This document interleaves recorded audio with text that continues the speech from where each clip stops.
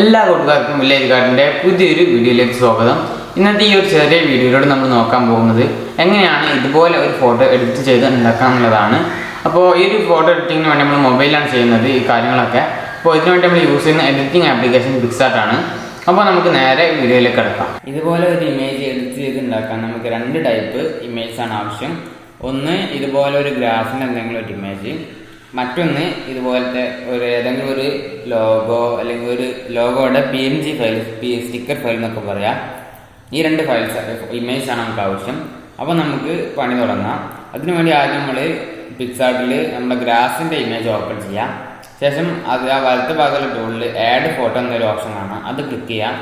എന്നിട്ട് നമ്മുടെ രണ്ടാമത്തെ ഒരു സ്റ്റിക്കർ ഫയൽ ഇതിലേക്ക് ആഡ് ചെയ്യാം. ഇനിയാണ് നമ്മളെ മെയിൻ പണി തുടങ്ങുന്നത്. അപ്പോൾ അതുമ്പോൾ ജസ്റ്റ് ഒന്ന് ക്ലിക്ക് ചെയ്യാം. എന്നിട്ട് വലത്തെ ഭാഗത്തുള്ള ഒപ്പാസിറ്റി ജസ്റ്റ് ഒന്ന് കുറച്ചുക. അപ്പോൾ അതിൻ്റെ അടുത്ത ഭാഗത്ത് ഒരു ഇറേസർ ബട്ടൺ കാണാൻ കഴിയും, അത് ക്ലിക്ക് ചെയ്യാം. എന്നിട്ട് നമ്മളിങ്ങനെ സൂം ചെയ്ത് നോക്കുമ്പോൾ നമ്മുടെ ലോഗോ, ഈ അടിയിലുള്ള ഗ്രാഫ് ചെയ്ത് നമ്മുടെ ലോഗോയിലേക്ക് കയറി നിൽക്കുന്നുണ്ടാകും. ആ ഭാഗത്തൊക്കെ നമ്മുടെ ലോഗോ ഇതുപോലെ മായ്ച്ചു കൊടുക്കുക. ഇതുപോലെ അങ്ങനെ നമ്മുടെ ലോഗോ മായ്ച്ചു കൊടുക്കുക. നമ്മുടെ ലോഗോയുടെ ഒരുപാട് ഭാഗങ്ങളൊന്നും പോകാൻ പാടില്ല, കുറച്ച് ഭാഗങ്ങൾ മാത്രമേ പോകാൻ പാടുള്ളൂ. ഇനി എങ്ങാനും നമ്മുടെ ഇത് തെറ്റിപ്പോയാൽ ആ അപ്പുറത്തുള്ള ബ്രഷ് ടൂൾ ക്ലിക്ക് ചെയ്യുക. ശേഷം എവിടെയാണ് തെറ്റിയത് അവിടെ നിന്ന് വരച്ചു കൊടുത്താൽ ആ ലോഗോ വീണ്ടും അവിടെ വരും.